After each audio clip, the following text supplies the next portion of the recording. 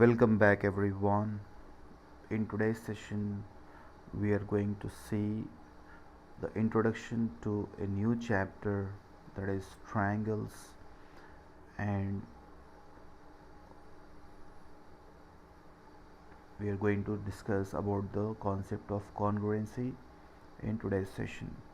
So let's begin our class with a simple example, a simple activity for you. Now I want you all to stretch your palms, both the palms stretched. Yes. So now join them, place one above the other in this manner. So how are they now? They are meeting each other. Exactly, they are meeting each other, isn't it?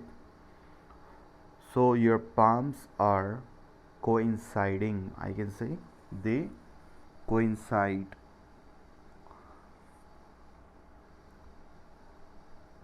or I can say they are congruent. So your palms are congruent because they are of same size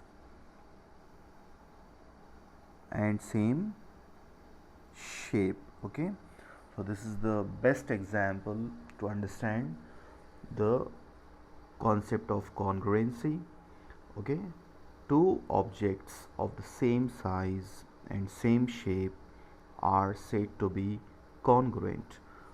Okay, let's see some more examples. You can see the tiles on the floor.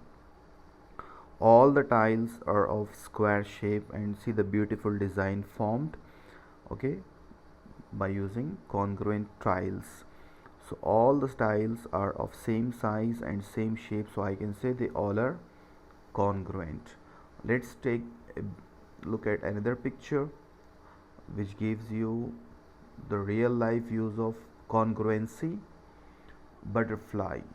So you all might have seen a butterfly and even caught it and played with it.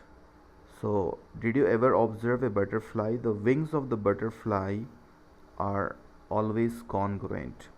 So when the butterfly folds its wings, the wings will overlap each other. They overlap each other, so they are also congruent. So the wings of the butterfly, they coincide each other, so they are also congruent. All the tiles on the floor are congruent. The black colored tiles are congruent and the brown colored tiles are congruent, so that gives you a beautiful design. Imagine if you are taking one hand of your younger sibling, brother or sister, and another is your hand. So will it be congruent? No.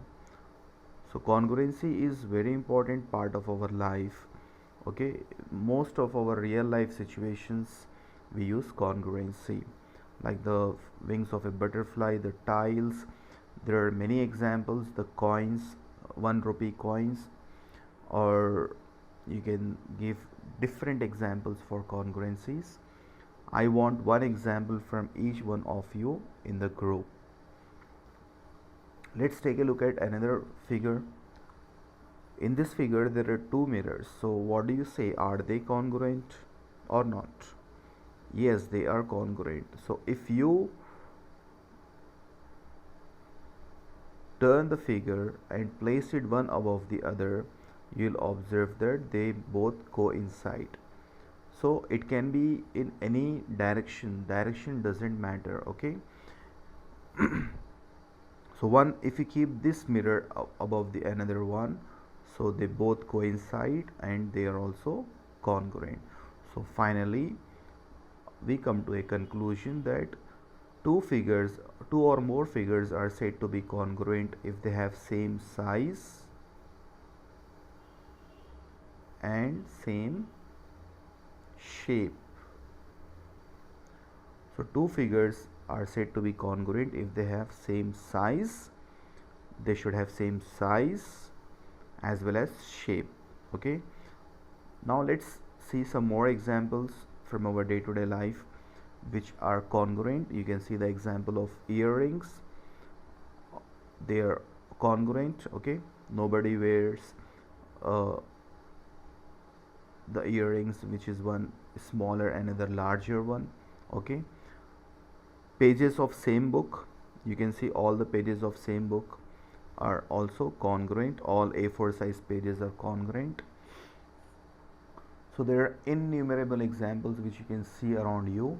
So watch around you at your home and give me some examples of congruent figures at your home or out of your home.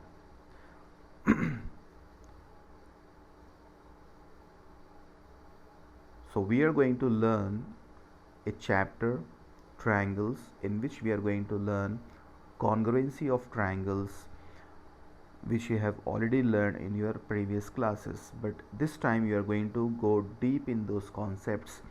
So you have learned different rules of congruency of triangles, namely SSS, SAS, ASA, AAS, RHS. Okay, so these rules you have learned in the previous classes, but again I'm going to explain you all these rules of congruency of triangles. But before that, let us do this activity. In this you have to tick mark the figures which are congruent. Okay, tick mark the figures which are congruent. Like the first one is congruent, the plus symbol, because they are of same size and same shape, so this is congruent. The second one is also congruent, the third one is also congruent. So this way you have to go. The fifth one, you can see one is larger and another is smaller, so if you keep one above the another, they will not coincide. Okay, so they are not congruent. So which are not congruent, you can cross them, and which are congruent, just tick them right. So we'll discuss all these rules in the next session.